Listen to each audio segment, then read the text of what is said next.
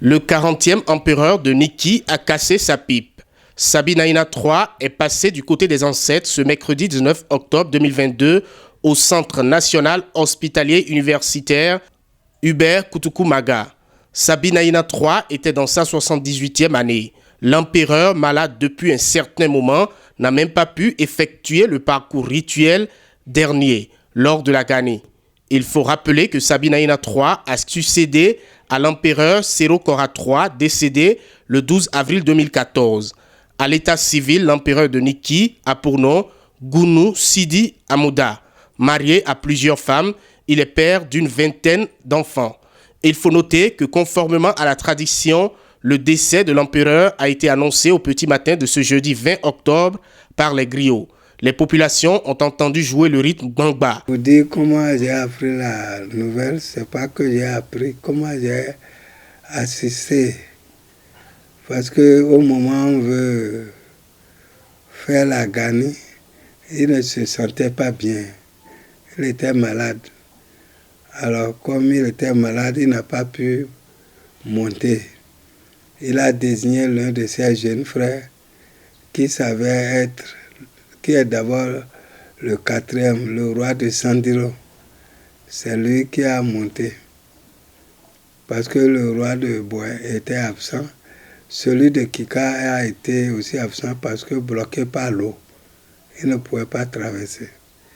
Donc le roi de Sandiro, c'est lui qui est monté à cheval à sa place. Bon, la maladie montait et le chef d'État a demandé de l'amener aux soins. De Niki, on l'a amené à Parakou. De Parakou, ils l'ont amené à Cotonou.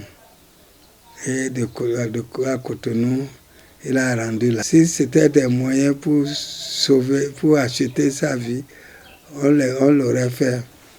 Parce que le chef d'État, en l'occurrence le président Patrick Talon est son ami personnel, lui-même, il a tout œuvré pour qu'il puisse survivre.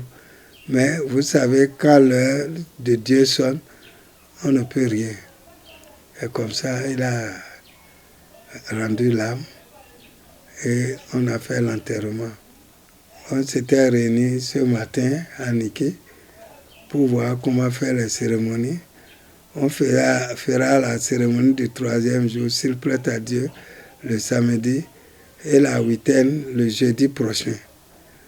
Bon, après ça, on va attendre 1 mois, 2 mois, le 3e mois, les nouveaux candidats, ceux qui veulent accéder au trône, se montrent. Ils rentrent dans la course. Et c'est en ce temps qu'on verra là où on va prendre. Mais selon notre coutume, souvent, toutes les dynasties peuvent avoir un candidat. Mais il a un rôle. C'est celui qui est parti maintenant, il est de la dynastie d'Afierou. Bon, normalement, si on veut suivre, c'est ceux des Kalaoué ou bien des Makarou qui doivent aller avoir le trône. Mais ça n'importe pas que les autres dynasties ne participent pas à la concurrence. Même la dynastie qui vient de perdre peut encore accéder au trône si les dirigeants ont voulu, en disant que bon, nous qui étions de cette dynastie, on ne met pas beaucoup de temps. Au lieu de faire 20 ans, 10 ans, les autres ont fait 20 ans par exemple. Lui n'a fait que bientôt 8 ans, il est parti. Si Dieu a dit que c'est dans notre dynastie qu'on va continuer à avoir ce trône, on peut avoir un prétendant. Il y a plusieurs lignées de Niki qui prétendent au trône impérial. Les cérémonies, selon les rites et la coutume du palais impérial, seront faites. S'ensuivra alors la désignation de celui qui devra succéder à l'empereur Sabinaïna III. Il aura régné pendant 8 ans. Vive l'empereur!